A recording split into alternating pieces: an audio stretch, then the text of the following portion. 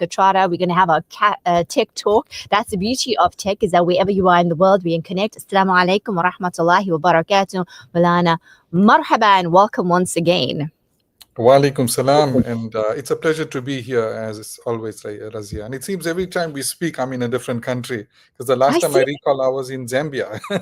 Alhamdulillah, that is so great. Alhamdulillah. Take us wherever you go in the world. That's so great. That's the beauty of technology and allowing us to connect still. Talking about the beauty of technology, it is just growing, it is transforming, it's reaching levels that we always say if we don't learn how to use it, we're going to definitely be left behind. And then how is it's going to benefit us. Now, I know you're in Malaysia. Firstly, tell us a little bit, how's the weather? How's the feel? How's it to be there? My brother is there, by the way.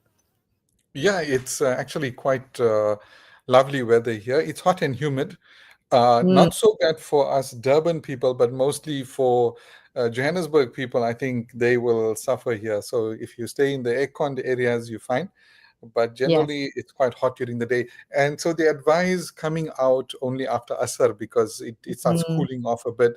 And the nightlife here is insane. I mean, you could be out at midnight and things would be still lively and the restaurants would be packed. So I think it works out nicely like that.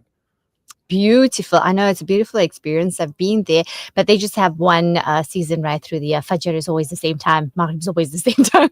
Alhamdulillah. Which area in Malaysia are you in at the moment? Right now, I'm in Kuala Lumpur. I'm staying at City Okay. Center. As you can see behind me is the I see. Petronas Tower, the Twin Beautiful. Towers. I see it. Beautiful, Yeah. mashallah. Oh, thank you so much for allowing us to have that beautiful site there. It is iconic indeed for Malaysia. Now, we're talking about AI. We're also talking about the benefits and the harms, that everything, there's duality in life. And also, how we can collaborate strategies for schools, for teachers, and parents. So, Malana, share with us some of the benefits and the harms when it comes to AI and then the collab side. Yeah, what's interesting about my being here, well, being in Zambia, being here in Malaysia, is that we see there is uniformity as far as the concerns that people have around AI technology. It's not something, it's refreshing to know it's not something that's unique to us South Africans. I mean, even here, I mean, I've got colleagues in Turkey who I speak to. It's all the same concern. AI is shaking up our world. And how do Mm, we, firstly, identify what the pros and cons are, and how do we take advantage of those pros while avoiding the cons, while avoiding the pitfalls of AI, particularly where it comes to our children. yeah. So that's what I'm meeting people about here in Malaysia, to see how they are dealing with it, what strategies they are using. And what I've discovered is that they are still finding their way, just like us, pretty much finding their way, trying to map a way forward. They are very visionary in a sense that they want to take the right steps. They don't want to make the mistake, like when the Ottomans rejected the printing press 500 years ago, and that set us back 300 years of progress. I can understand why they did reject the printing press. I mean, they were protecting their values, and there was this new technology that they weren't familiar with. So they went straight out prohibition. With AI, we don't have that luxury because our kids are already using it. True. So they want to make change, they want to go in the right direction, but the question is, what is the right direction? And I think it starts with understanding firstly what like I said earlier, that the pitfalls of this technology, what are the benefits of it. And once we know that, then we can put strategies into place to help our children to protect themselves, as well as to take get the most out of it.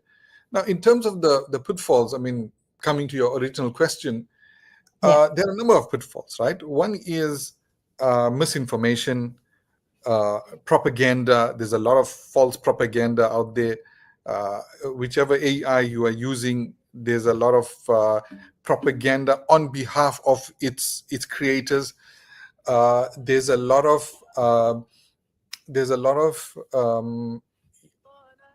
well, especially in young people, a lot of overuse of this AI technology, and True. there's this trend, where people are becoming friends almost with AI, especially young, socially awkward people, Yeah. and they are, caught up in conversations, and it makes them socially inept.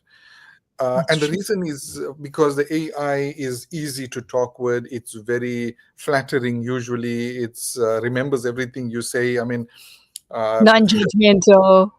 non-judgmental, and all of that. So they kind of get caught up into those sorts of things. And ultimately, when we look at our Islamic values, also, uh, although we haven't seen any direct threats, but there are things that are around.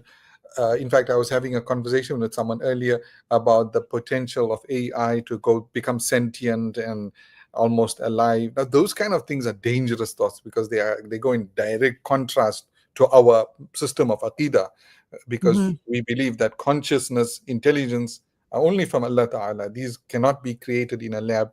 But these guys that made the AI, they have this God complex, and they want to be seen as the guys that are creating something living and intelligent. Well, it's just 100%. computer code.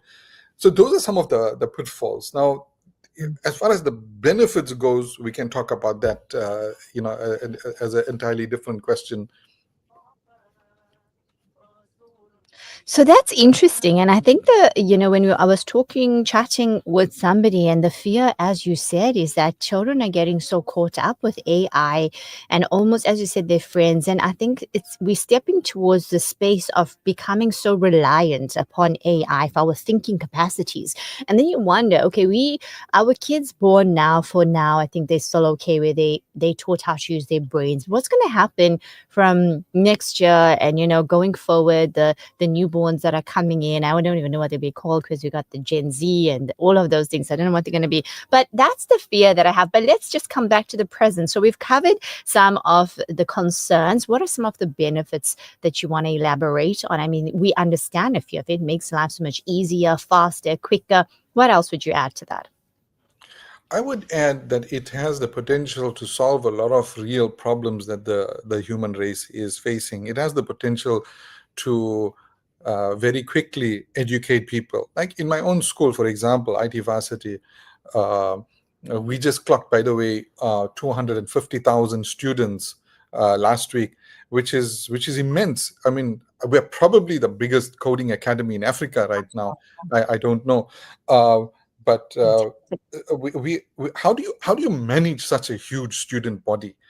It's Yes. impossible for human beings to do so. But with AI, we are able to tell which students are doing well, which students are not doing too well, which students are at risk. We are able to design custom learning pathways for every student.